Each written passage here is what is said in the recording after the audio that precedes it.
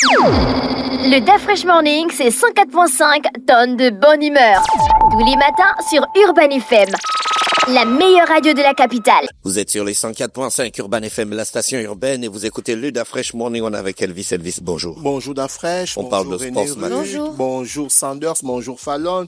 Bonjour tous les auditeurs qui sont connectés sur les 104.5. On parle de sport ce matin. La Coupe du Monde la démarre mal. La Coupe du Monde a démarré. DAF Fresh, on va d'abord commencer par ce qui a fait couler beaucoup d'encre de salive, c'est-à-dire Omar Arkan, le Somalien, dont l'entrée des États-Unis a été refusée, nonobstant le fait qu'il avait eu déjà le visa. Donc, il y a l'UEFA qui a directement répondu parce que ça a été pratiquement un scandale. Ça a été repris par plusieurs médias internationaux qui disaient que ce n'est pas normal. Il a eu le visa. Pourquoi le refuser de l'entrée aux États-Unis? Après, on a vu ce que les joueurs sénégalais ont subi. Donc, aujourd'hui, l'UEFA lui a offert une nouvelle scène prestigieuse. Alors, le gars qui voulait officialiser durant la Coupe du Monde, parce que ça a toujours été son rêve et c'est le rêve de tous les arbitres de pouvoir officialisé durant la Coupe du Monde. Celui-ci par l'UEFA, il a cette nouvelle scène prestigieuse. En fait, le gars va gérer le match de la Super Coupe d'Europe qui opposera le Paris Saint-Germain, vainqueur de la Ligue des Champions, et Aston Villa, vainqueur de l'Europa League. Tu vois un peu que derrière, malgré ce qui s'est passé du côté des États-Unis, il a eu une très bonne perche du côté des championnats européens, notamment. Il va gérer cette Super Coupe d'Europe où on aura l'opposition du Paris Saint-Germain face à Aston Villa. Et la Coupe du Monde a bel et bien démarré. On a quelques nouvelles, à savoir le joueur Warren Zaïre-Emery qui est âgé de 20 ans, qui a été sélectionné avec l'équipe de France. Celui-ci sera privé de certains droits à l'hôtel des Bleus. Alors l'équipe de France se trouve du côté de Boston.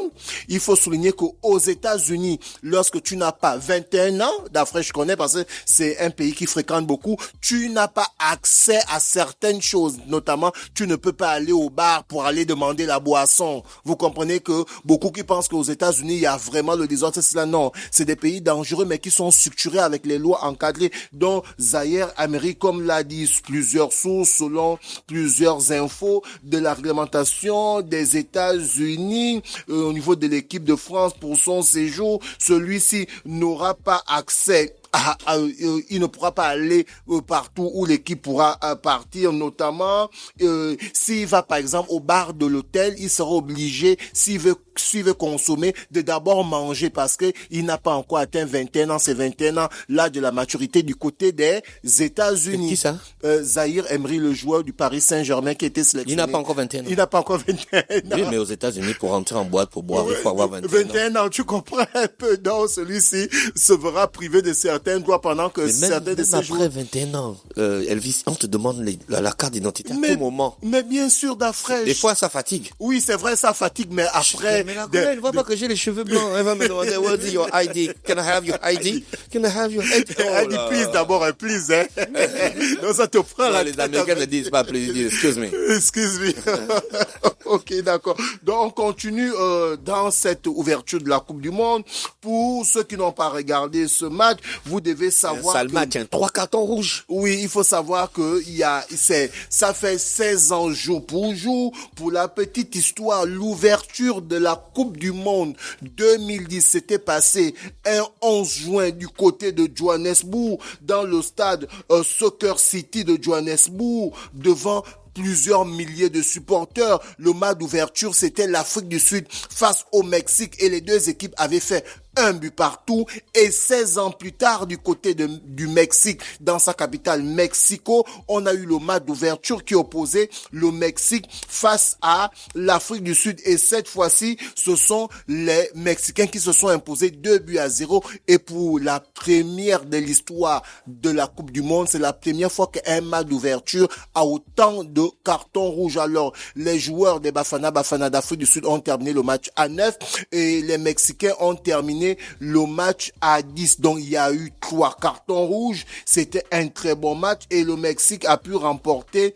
son premier match pour ce match d'ouverture, 2-0. Et on avait l'autre match qui opposait la Corée du Sud face à la République tchèque. C'est la République tchèque qui menait au score, mais les Sud-Coréens ont renversé ce score en s'imposant 2-1. Donc, pour parler de ce groupe A, on a le Mexique qui a battu l'Afrique du Sud 2-0 et la Corée du Sud qui a battu la République tchèque 2-1. Donc, au sorti de cette première journée, pour parler de ce groupe A, on a le Mexique qui est en tête avec 3 points, goal à virage plus 2. On a la Corée du Sud qui est deuxième avec 3 points, goal à virage plus 1. On a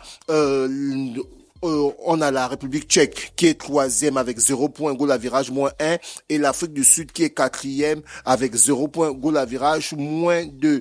Et pour les journées d'aujourd'hui, vous devez savoir que on a cet intervalle de entre 6 ou 8 heures d'intervalle entre le Gabon et les États-Unis. Donc, vous allez remarquer qu'il y a certains matchs qui vont se jouer, par exemple, à 20h ou 21h du Gabon. Et il y a d'autres matchs qui vont se jouer dans la nuit entre 2h et 3h du matin. Donc, ceux qui ont suivi le match d'ouverture Mexique, Afrique du Sud, c'était pratiquement à 20h. Et la deuxième rencontre, c'était dans la nuit entre la Corée du Sud et la République tchèque. C'était dans les 4h du matin. Donc, là, pour ce programme, on rentre dans le groupe B. On a le Canada, le deuxième pays organisateur, qui sera opposé à la Bosnie à partir de 21h, temps universel. Et le 13 juin, on a le troisième pays organisateur qui est les États-Unis à 3h du matin. Dans la nuit de ce vendredi à samedi, les États-Unis seront opposés au Paraguay du côté de Los Angeles. Là, on est dans le groupe D. Et à 21h, le Qatar va recevoir la Suisse du côté de San Francisco. Et toujours dans la nuit de samedi à dimanche, on est là le 15, on est là le 14 juin. Le Brésil va recevoir le Maroc du côté de New York. Donc voici le programme pour les premières journées du groupe B, du groupe C et du groupe D de la Coupe du monde de football. On parle de la 23e édition de Coupe du monde qui se joue en co-organisation avec le Mexique, les États-Unis et le Canada. On va parler du championnat national de deuxième division gabonais qui sera à sa 12e journée et nous avons les oppositions suivantes ce dimanche 14 juin 2026 du côté du stade Idriss Ngari à partir de 15h30. Littoral FC sera opposé au CF Mounana. Toujours à 15h30, Renaissance, du côté du stade Renaissance Gamba Africa United va recevoir la Corniche AFC. Toujours à 15h30, du côté de Lambaréné au stade Jean Koumou, Mouala AF va recevoir le Football Club de Missile. Et du côté de Libreville, pour parler de cette dernière journée, toujours le dimanche 14 juin 2026, au stade Monédan de Siban, Ombilanzembi va recevoir Moulili AF. Et du côté de la première division, nous avons eu certains matchs qui se sont joués pour le compte de la 21e journée où on a vu Stade Mandji qui a écrasé l'Ozo Sport 5-1.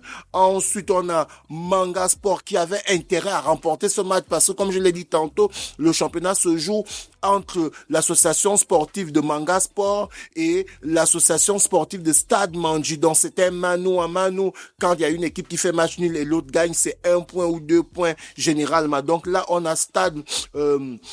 a Manga Sport qui s'est bien relancé en battant Boengedi Sport du côté du stade Henri Slivoz 3-2.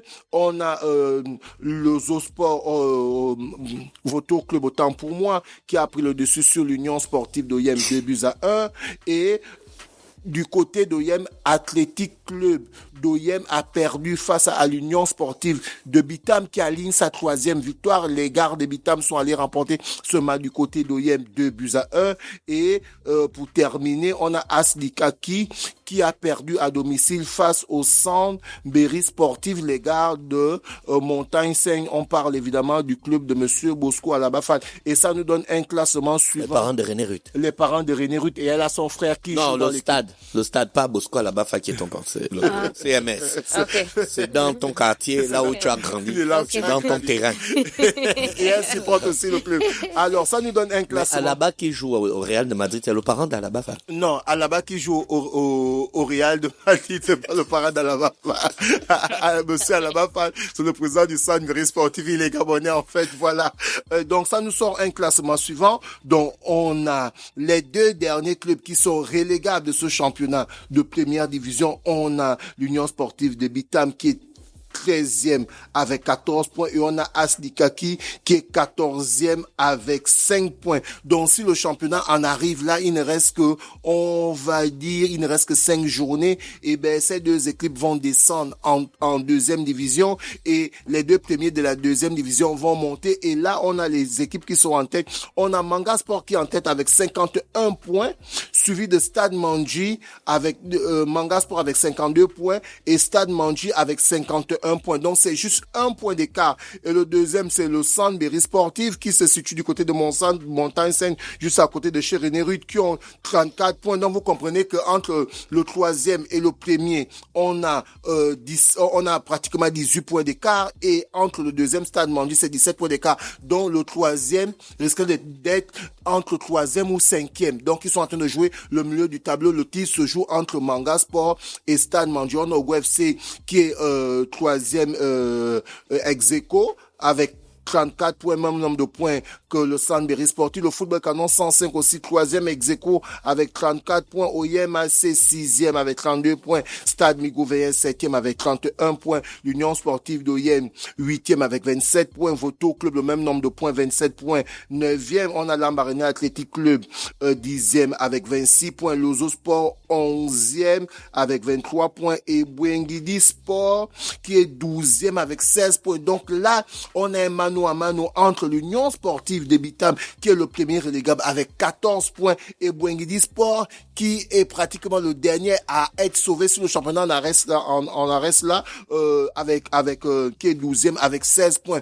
Donc on va devoir attendre jusqu'à la dernière journée pour savoir quelle est l'équipe qui va remporter le titre entre Manga Sport et Stade Mandji, ou quelles sont les équipes qui vont descendre entre, on va dire, Bouengidi Sport, l'Union Sportive de Bitam et Lozo Sport. Alors nous avons les rencontres de ce week-end pour parler de la 22e journée du championnat national de première division qui est en train de tirer à sa fin. Il faut souligner que cette année, la Ligue nationale de football par son président Brice Ndjambou et son équipe, ils sont en train de veiller, de mettre pour que le championnat puisse bien s'achever, parce qu'on a eu une très bonne phase aller et là maintenant on a cette phase retour qui a démarré et là on est à la 22e journée. Donc ce samedi 13 juin 2026 du côté du stade Tata Migolais à 15h à Koulamoutou, le Sport va recevoir Stade Migouveyen. Du côté du stade de Mbaya, Ogo FC sera opposé à Manga Sport. Du côté d'Akwakam, l'Union Sportive de Yem va recevoir Stade Mandji.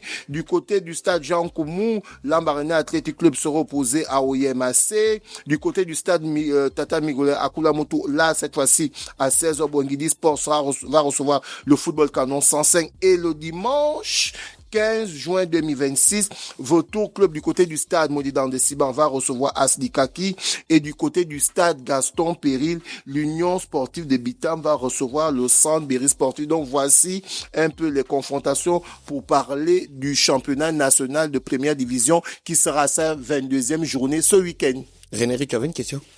Non, merci. D'accord. Merci Elvis pour le sport ce matin sur les 104.5 Urban FM et la station.